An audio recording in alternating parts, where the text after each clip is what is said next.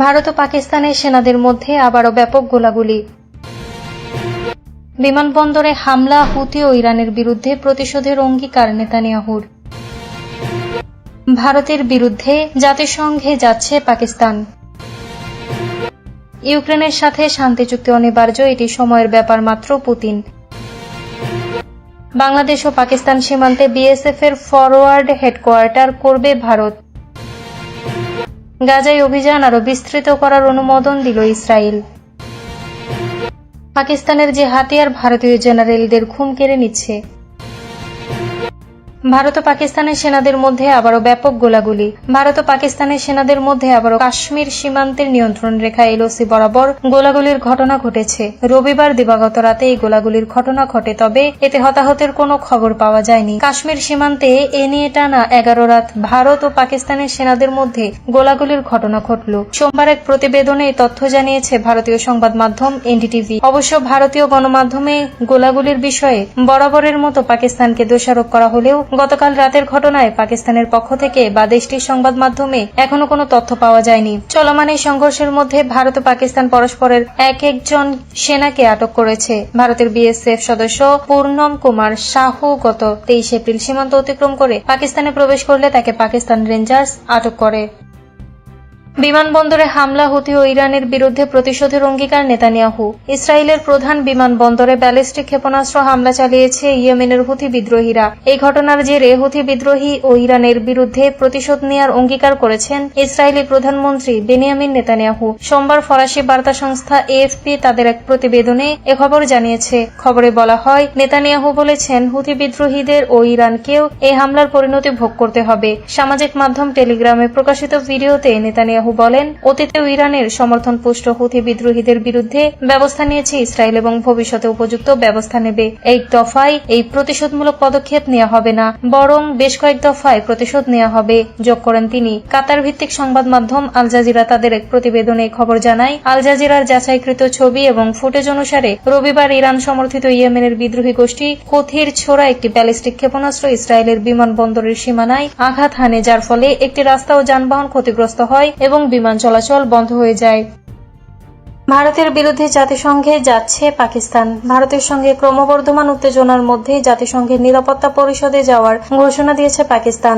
ভারত পাকিস্তানে চেনাব নদীর পানি প্রবাহ কমিয়ে দিয়েছে, এমন খবর প্রকাশ্যে আসার পর আজ রোববার পাকিস্তানের সিদ্ধান্তের কথা জানিয়েছে।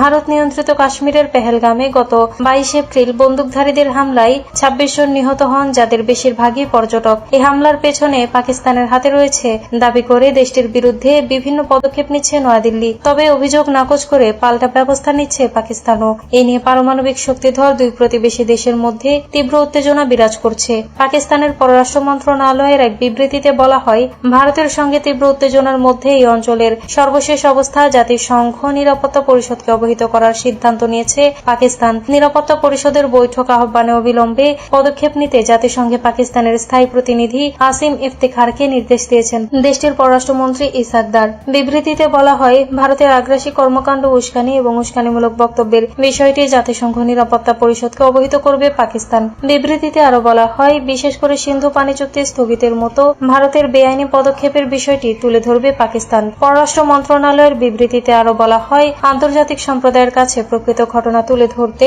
পাকিস্তানের প্রচেষ্টার অংশ হিসেবে গুরুত্বপূর্ণ কূটনৈতিক পদক্ষেপ নেওয়া হয়েছে। ইউক্রেনের সাথে শান্তি চুক্তি অনিবার্য, এটি সময়ের ব্যাপার মাত্র, পুতিন।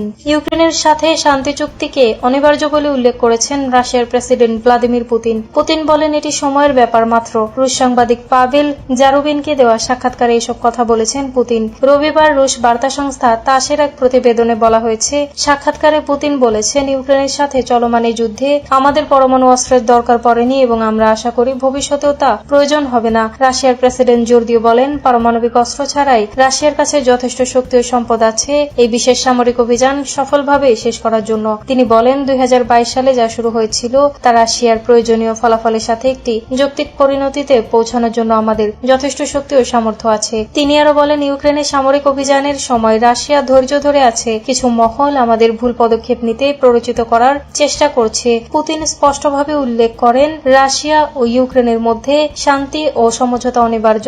এখন শুধু প্রশ্ন হলো এটি কখন হবে।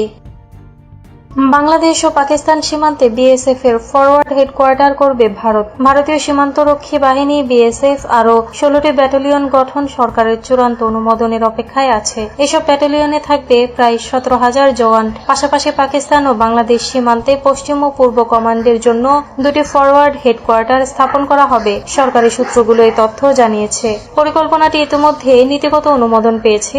অনুমোদন চূড়ান্ত হলে এটি বিএসএফ এর জন্য বড় সহায়ক শক্তি হিসেবে কাজ করবে। গত বছর বাংলাদেশে শেখ হাসিনা সরকারের পতনের পর পূর্ব সীমান্তে আরো 22 এপ্রিল কাশ্মীরের পেহেলগামে হত্যাকাণ্ডের পর পাকিস্তান সীমান্তে নতুন করে সৃষ্ট চ্যালেঞ্জ ঘিরে নজরদারি জোরদার করেছে বিএসএফ। নিরাপত্তা সংশ্লিষ্ট সূত্রগুলো ভারতীয় বার্তা সংস্থা পিটিআইকে বলেছে, বিএসএফ শিগগিরই নতুন করে 16টি ব্যাটালিয়ন গঠনের চূড়ান্ত অনুমোদন পেতে যাচ্ছে। আগামী কয়েক বছরের মধ্যে এসব ব্যাটালিয়ন গঠন করা হবে। সূত্রগুলো জানায়, এখনো কেন্দ্রীয় অর্থ মন্ত্রণালয়ের ছাড়পত্রের মতো কয়েকটি চূড়ান্ত অনুমোদন বাকি আছে, তবে খুব শিগগিরই তা পাওয়া যাবে বলে আশা করা হচ্ছে। সীমান্তের এই দুই ফ্রন্টে বর্তমানে এই আধা সামরিক বাহিনীর 193টি ব্যাটালিয়ন রয়েছে। বিএসএফ এর প্রতিটি ব্যাটালিয়নে রয়েছে 1000-এরও বেশি সেনা। নতুন 16টি ব্যাটালিয়নে প্রায় 17,000 সদস্য যুক্ত হবেন। সূত্রগুলো জানায়, বিএসএফ এর রূপরেখা অনুযায়ী নতুন ব্যাটালিয়নগুলো পাকিস্তান ও বাংলাদেশ সীমান্ত পাহারার মতো প্রাথমিক দায়িত্ব পালনে এই বাহিনীকে সহায়তা করবে। সূত্রগুলো আরো জানায়, বিএসএফ এর জন্য দুটি ফরওয়ার্ড হেডকোয়ার্টার অনুমোদন দিয়েছে